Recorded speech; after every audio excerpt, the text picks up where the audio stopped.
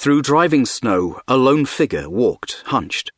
A long cloth-wrapped bundle, just as tall as he was, hung cumbrously across his back. He paused occasionally to adjust this burden and to shade his eyes against the howling winds, to scan the white wastes surrounding him. During one such pause, a great fit of coughing wrenched him, and he bent even further to spit into the snow, leaving a red blossom of slush. Yet his gaze was drawn ever onwards to a single mountain crag that dominated the western horizon. After many days, the traveller reached the foothills of this lone peak, fields of naked broken rock amid the snow. Selecting one depression, reasonably sheltered from the driving winds, he sat against a boulder and drew his long burden from his back. Unwrapped, it was revealed as some sort of musical instrument, a huge horn perhaps, carved from a single gigantic piece of ivory or bone. This he pressed to his lips to blow a few experimental notes, then set aside and tilted his head, as if listening for the winds to respond. With no such response forthcoming, he shrugged, held the instrument to his chest, and closed his eyes to sleep. So did it go day after day, week after week, and month after month. The seasons did not change. No spring came to lessen the blasts of snow, for the mountain sat at the centre of a vast wasteland of ice fields, countless leagues across. Thus no beasts accosted the musician, and no fellow travellers appeared.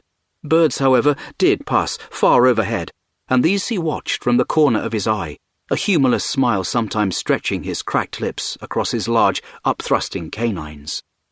But then he would return to his music. And such eerie, inhuman music it was, if it may be named such at all. Deep, rumbling basso passages too low for any normal ear, or high, trilling keening, all mixed together in constantly altering rhythms, beats and progressions. On and on, looping, rolling, changing in pitch and speed, then even repeating for a time. And always the musician would pause to listen, as if expecting the winds to answer.